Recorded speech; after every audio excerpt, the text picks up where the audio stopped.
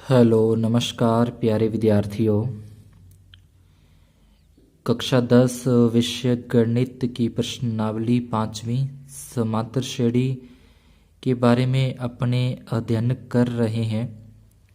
प्रश्नावली 5.2 के 1 से 3 सवाल अपने पीछे की क्लास में कर चुके हैं। अब आगे चौथे सवाल से आगे के सवाल अपने स्टार्ट करते हैं।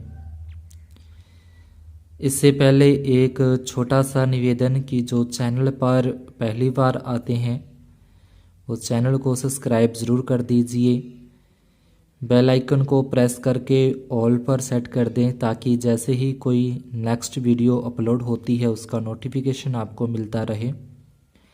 चैनल को सब्सक्राइब करने और लाइक करने का कोई चार्ज नहीं लगता, ये सब फ्री ऑफ कॉस्ट होता है। इससे हमें थोड़ा हौसला मिल जाता है कि वीडियो को लाइक किया गया है, चैनल को सब्सक्राइब किया गया है। स्टार्ट करते हैं अपने चौथा प्रश्न। चौथे प्रश्न के अंदर अपने को एक समांतर श्रेणी दे रखी है। 3, 8, 13, 18 का कौन सा पद है वो 78 है। ये अपने को बताना है कि कौन सा पद 78 है। तो कौन सा मतलब अपने को n का मान यहाँ पे ज्ञात करना है। पीछे जो सवाल किया था उसमें वहाँ लगा हो जैसे 10वां, 12वां, 30वां, तो इस तरीके से वहाँ शब्द लगा है, फिर वो n का मान दिया होता है। यहाँ पे पूछ रहे कौन सा पद, तो ये अपने को अंतिम पद दे रखा है, an का मान दे रखा है। तो इस तरीके से अपने को हल करना स्टार्ट करना होता है, सवाल करना। हल लिखेंगे। प्रथम पद जो अपने को दिया गया है 3, सारवंतर a2 माइनस a1 करके अपने सारवंतर ज्ञात कर लेंगे। 8 में से 3 माइनस करेंगे 5, यानी कि a2 और a1 है। अंतिम पद दे रखा है 78। तो इस तरीके के सवाल अपने पीछे क्लास में जो पहला सवाल था अपना उसमें कर चुके हैं। n का मान किस तरीके से ज्ञात होता है, सूत्र लगा देंगे। अंतिम पद ज्ञात करने का, nवां पद ज्ञात करने का। an का मान आ जाएगा 78, प्रथम पद a का मान 3, n का मान ज्ञात करना है -1 और गुणा में d सारवंतर 5 है। प्लस के 3 इस तरफ ले आए तो माइनस के हो जाएंगे। 78 में से 3 माइनस कर दें 75, और ये जो गुना वाला 5 है वो इसके भाग में आ जाएगा, बटे में आ जाएगा। 75 में 5 का भाग दिया जाए तो 15 तक जाता है। माइनस का 1 इस तरफ लेके आएंगे, प्लस का 1, यानी कि दोनों को प्लस करेंगे तो 16। तो अतः 16वां पद है वो 78 है। तो इस तरीके से अपने को हल कर देना है। आगे 5वां प्रश्न है, प्रत्येक श्रेणी के अंदर कितने पद हैं। तो जैसे ये चौथा सवाल अपने किया, इसमें भी n का मान ही ज्ञात किया है, तो यहाँ पे भी अपने को n का मान ही ज्ञात करना है। कितने पद हैं, n का मान ज्ञात करना है। 2 सवाल दे रखे हैं, पहला सवाल आप खुद कीजिएगा, दूसरा जो पॉइंट है वो मैं आपको करवा देता हूँ। इसमें प्रथम पद दे रखा है 18, सारवंतर है तो दूसरे पद में से पहला पद माइनस करना है, यानी कि a2 माइनस a1 लिखेंगे। ये मिश्र भिन्न है, मिश्र भिन्न को अपने पहले साधारण भिन्न के अंदर बदलते हैं। 2 को 15 से गुणा करेंगे 30 और 1 जोड़ देंगे 31/2, और उसके बाद 18 इसके बटे में 1 लगा देंगे। 1 और 2 का लघुत्तम लेस है 2 आ जाएगा। यहाँ से तिरछा गुणा कर सकते हैं। 31 से कम 31, 18 दूना 36। अब 31 में से 36 माइनस करें तो माइनस के 5 बचेंगे। 5 में 2 का भाग पूरा नहीं जाता, तो ये d का मान जो सारवंतर है वो आ जाएगा -5/2। इसके बाद अंतिम पद an बराबर है ये -47 अपने को प्रश्न में दे रखा है। सूत्र लगा देंगे इसका, बराबर में -47। a का मान प्रथम पद आ जाएगा 18, n का मान ज्ञात करना है -1 गुणा d का मान -5/2 बराबर -47। तो सबसे पहले ये प्लस के 18 यहाँ से हटेंगे, प्लस के 18 इस तरफ लेके आएंगे इसकी जगह पे, तो ये माइनस के हो जाएंगे।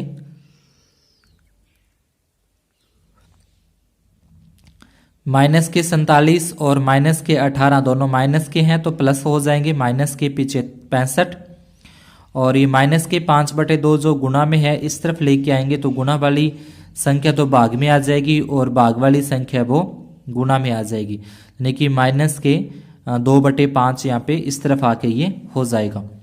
उसके बाद 5 का -65 में भाग देंगे 13 तक जाएगा। 5 का भाग 65 में 13 तक, 13 को 2 से गुणा कर देंगे 26, माइनस का 1 यहाँ लेके आएंगे तो प्लस का 1 हो जाएगा। तो n का जो मान है वो आ जाएगा 27, अतः पदों की संख्या है वो 27 है। इसके बाद 7वां, जो कि काफ़ी इंपॉर्टेंट प्रश्न है परीक्षा की दृष्टि से, इसके अंदर है उस एपी का 31वां पद ज्ञात कीजिए जिसका 11वां पद 38 है और 16वां पद वो 73 है। तो जो अपने को पद दे रखे हैं, एक तो 11वां पद लिखेंगे 38 और एक 16वां पद है वो 73 है। 11वां यानी कि A11, 11वां पद के लिए A11 बराबर 38। A11 को A + 10D लिखा जाता है, व्यापक रूप आ जाएगा 11वें पद का। तो जितने पद दे रखा है उससे एक कम करके डी लेना होता है, यानी कि n-1 होता है, मतलब 11 - 1 10D बराबर 38, 1 नंबर समीकरण। 16वें पद का ये व्यापक रूप हो जाएगा A + 15D बराबर में 73।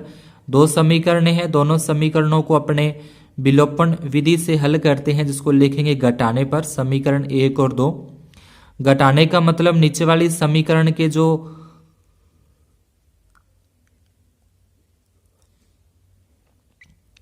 चिन्ह है वो अपने चेंज कर देंगे। तो प्लस का a माइनस का a घट जाएगा 0।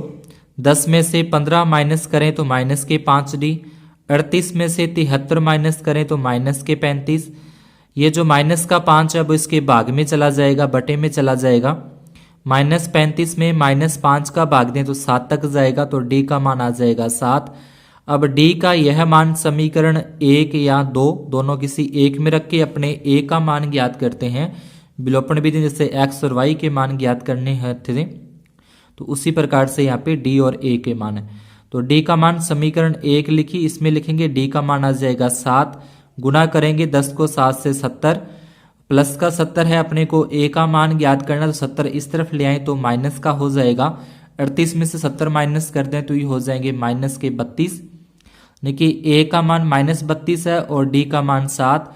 अपने को प्रश्न में बोला है कि 31वां पद ज्ञात कीजिए, तो 31वां पद लिखा, इसका ये व्यापक रूप हो जाएगा। इसमें a का मान माइनस का 32, 30d है तो 30 का 30 आ गया और d का मान 7। 30 को 7 से गुणा कर देंगे तो 210, 32 माइनस करें तो 178। अतः एपी का 31वां पद जो है वो 178 है। इसके बाद प्रश्न संख्या 8, इसके अंदर भी एक एपी में 50 पद हैं, यानी कुल पदों की संख्या 50 है, जिसका तीसरा पद 12 और अंतिम पद 106 है। तो एक एपी के अंदर टोटल 50 पद हैं, शुरू 1 से लेके 50 है, तो अंतिम पद भी इसका 50वां पद ही होगा। इसने बोला है अंतिम पद 106, यानी कि इसको ये भी लिख सकते हैं यहाँ पे कि 50वां पद 106 है, इसका 29वां पद अपने को ज्ञात करना है। तो पहले लिखेंगे तीसरा पद, यानी कि A3 बराबर 12 दे रखा है, A + 2D बराबर 12। अंतिम का मतलब 50वां पद 106, इसको लिखेंगे A + 49D बराबर 106। फिर इसी प्रकार से समीकरण 1 और 2 को घटाने पर विलोपन विधि से अपने हल करते हैं। तो A से A कट जाएगा, ये घटा देंगे तो माइनस के 47D, ये माइनस करें तो माइनस के 94, माइनस के 47 भाग में आ जाएंगे। -94 में -47 का भाग देंगे 2 तक जाएगा। ये जो d का मान है वो समीकरण अपने इस 1 में या 2 में रख के यहाँ पे जो d का मान यहाँ पे रख दिया 2, 2 को 2 से गुना करें 4, इधर होके आ जाएंगे माइनस के 4। तो यहाँ से जो अपना a का मान है वो हो जाएगा 8। a का मान 8 है, d का मान 2 है। 29वां पद ज्ञात करना, तो 29वां पद ज्ञात करने के लिए अपने लिख देंगे A29 बराबर A + 28D। a का मान अपना हो जाएगा 8 हो जाएगा और 28 गुना d का मान हो जाएगा 2। 28 को 2 से गुना करें 56, 56 में 8 जोड़ दें तो हो जाएगा 64। तो ये 29वां जो पद है वो 64 होगा। 9वां प्रश्न है, किसी एपी के तीसरे और 9वें पद क्रमशः 4 और -8 है, तो उसका कौन सा पद शून्य होगा। सेम उसी तरीके से तीसरा पद है और 9वां पद दोनों लिखेंगे। तीसरा और 9वां पद लिख के समीकरण 1 और 2 घटाने पर विलोपन विधि से, जैसे पीछे अपने 2 सवाल कर चुके हैं, उसी प्रकार से d का मान यहाँ पे ज्ञात करना है। पहले अपने को डी का मान ज्ञात करने के बाद डी का मान समीकरण 1 में रख देंगे। 1 नंबर समीकरण में डी का मान रखने के बाद वहां से अपने इस तरीके से हल करेंगे तो ए का मान अपने पास आ जाएगा 8। अब पूछा है कि इसका कौन सा पद शून्य है, तो माना कि इसका जो एनवा पद है वो शून्य है, तो ए एन वाला सूत्र लगा देंगे पूरा। ए एन का मान उसने शून्य बोला है प्रश्न में, ए का मान अपने 8 निकाल दिया, एन का मान ज्ञात करना है, डी का मान अपने पास -2 आया। इसको हल करें, प्लस का 8 इस तरफ लेके जाएं, माइनस का 8 हो जाएगा, माइनस के 2 गुना में थे वो भाग में आ जाएंगे, 0 में से 8 माइनस करें तो माइनस के 8 ही बचते हैं। 8 में 2 का जाने कि -8 में -2 का भाग देंगे तो प्लस का 4 आएगा, -1 इस तरफ लेके आएंगे प्लस का 1, तो ये पांचवा पद जो इसका होगा वो शून्य होगा। इसके बाद 10वां, किसी एपी का 17वां पद उसके 10वें पद से 7 अधिक है, तो इसका सारवंतर क्या होगा वो ज्ञात करना है। तो पहले लिखा है 17वां पद एक तो, और 10वें पद से 7 अधिक है, तो इसको लिखा जाएगा 17वां पद बराबर में 10वें पद से 7 अधिक है। 17वें पद को a + 16d बराबर में 10वें को लिखेंगे a + 9d, और प्लस में 7 आ जाएगा, प्लस का और प्लस का a कट जाएगा, या फिर a को इस तरफ ले आए माइनस का a में से घटा देंगे 0, और प्लस का 9d इस तरफ लेके आए तो माइनस का 9d हो जाएगा, यहाँ पे प्लस का है, बराबर के इस तरफ रखा तो माइनस का हो गया, बराबर में 7।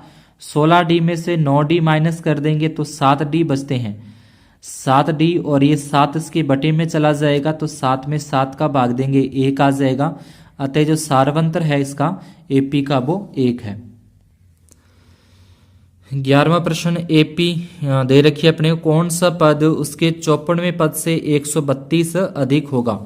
कौन सा पद अपने से पूछा है, यानी कि मान लेते हैं कि एनवा पद जो है वो इसके 54वें पद से 132 अधिक होगा, यानी कि कौन सा पद पूछा है, तो अपने को ए एन वाला फॉर्मूला लगाना है, किस पद से 54वें पद से कितना अधिक है, 132 अधिक है।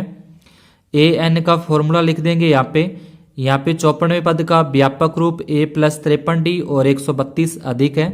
अब जो अपने को मान यहाँ पे निकालने थे, पहले ये मान लिखने हैं, पहले लिखने हैं इनको, इसको करने से पहले प्रथम पद a का मान लिख देंगे 3, सारवंतर d का मान आ जाएगा a2 - a1, यानी कि a2 15 - a1 3, माइनस करेंगे तो 12 आ जाएगा d का मान। ये सारे मान, a का मान यहाँ पे रखा 3, n का मान ज्ञात करना है, d का मान रखा 12, इसके अंदर भी a का मान 3 रखना है, 53 गुना d का मान 12 है, और प्लस में 132,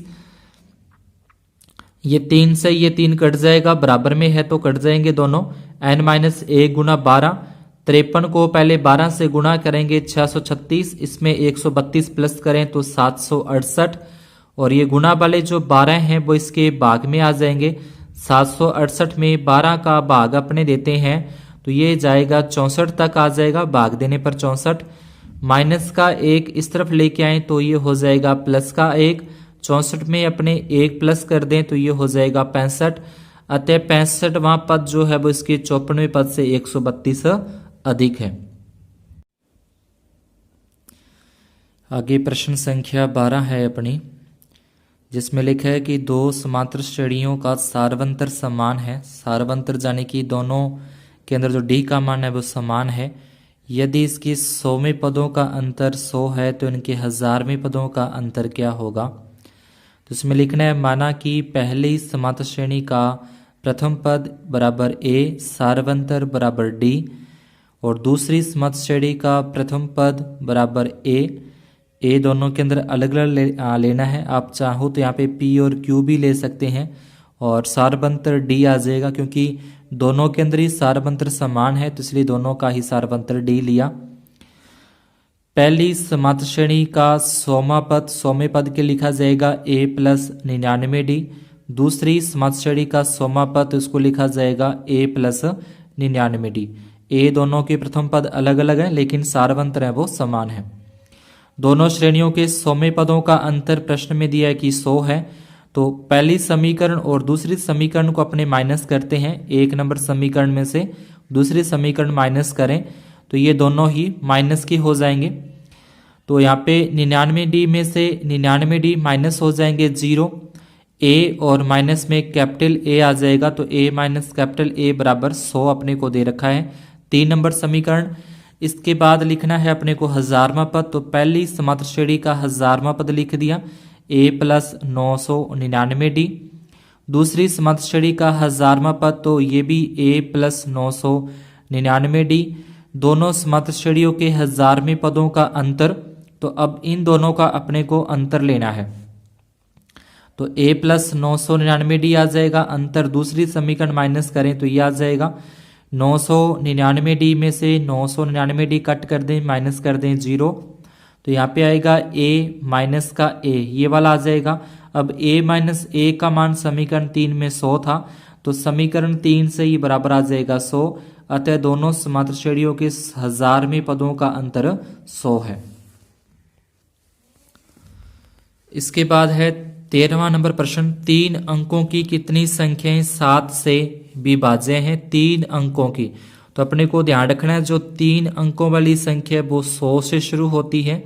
इस तरीके से ये 3 अंकों वाली संख्याएं हैं सारी की सारी 3 अंकों वाली, और ऐसे करते करते अपने चलें तो ये आ जाएगा ऐसे 994, 995, 996, फिर 997, 998 और 999। ये सारी के सारी जो आएंगी वो 3 अंकों वाली संख्याएं हैं। दूसरा इसने बोला कि 7 से विभाज्य होनी चाहिए। अब इनमें से वो संख्या लेनी जिसमें 7 का भाग पूरा पूरा जाता है, तो एक शुरू में इसमें 7 का भाग पूरा पूरा जाएगा, उसके बाद फिर 112 आ जाएगा, फिर 119, और लास्ट में से 7 का भाग चेक करते अपने आए तो 994 के अंदर 7 का भाग है वो पूरा पूरा जाता है। तो ये एक एपी बन जाएगी, एक समांतर श्रेणी आ जाएगी जिसके अंदर प्रथम पद आ जाएगा 105। सारबंतर a2 में से a माइनस करें तो 7 आ जाएगा, और अंतिम पद an का मान 994। इसमें सूत्र लगा दें a plus n minus 1d बराबर 994। प्रथम पद का मान रख दें 105, n माइनस 1 ज्ञात करना है, d सारबंतर आ जाएगा 7 बराबर में 994, प्लस का 105 इस तरफ लेके आएंगे तो माइनस का 105 हो जाएगा। 994 में से 105 माइनस करें तो 889, गुना वाला 7 है वो भाग में आ जाएगा। 889 में 7 का भाग दें तो 127 आएगा, और माइनस का 1 है प्लस का 1 हो जाने से n का जो मान है वो 128। अतः 3 अंकों की 128 संख्याएं हैं जो 7 से विभाज्य हैं। तो 7 से विभाज्य की जगह पे 5 से विभाज्य है, 3 से विभाज्य है, 4 से विभाज्य, इस तरीके से कोई भी विभाज्य लिखा आ सकता है। 3 अंकों की जगह पे 2 अंकों की भी लिखा आ सकता है। तो पहले आपको वो कितनी कौन कौन संख्या उस तरीके से रफली लिख लो। रफ में लिखने के बाद उसमें भाग दे के चेक कर लो कि कहाँ से स्टार्ट हो रही है भाग देना, और लास्ट में से कौन सी है, तो वो वहां से एक एपी बन जाएगी। उसके बाद आपको n का मान ज्ञात करना है। इसके बाद है 14वां प्रश्न है अपना, 10 और 250 के बीच में 4 के कितने गुणज हैं? तो 10 और 250 अपने ये लिख दिया, तो जिसमें 4 के गुणज यानी कि 4 के भाग जाता हो, 4 के गुणांक हो, तो 12, 16, 20, और 250 में 4 का भाग नहीं जाता, 248 आ जाएगा। यहाँ से प्रथम पद का मान अपने निकालें, सारबंतर अपने निकाल लिया, अंतिम पद अपने पास है 248। n का मान ज्ञात करना, जैसे ऊपर वाले सवाल में अपने n का मान ज्ञात किया, सेम वही फॉर्मूला लगाते हुए अपने n का मान ज्ञात कर लेंगे। प्लस के 12 माइनस के हो जाएंगे, 4 गुना में है भाग में चला जाएगा, भाग देंगे 59 आ जाएगा, माइनस 1 है प्लस, तो यहाँ से n का मान आ जाएगा 60। अतः 10 और 250 के बीच में 4 के 60 गुणज है। तो आज की क्लास में अपना इतना ही। इसके जो बाकी बचे हुए सवाल हैं, 5-6 सवाल और रह गए, वो अपने करेंगे नेक्स्ट पार्ट में। धन्यवाद, शुभ दिन।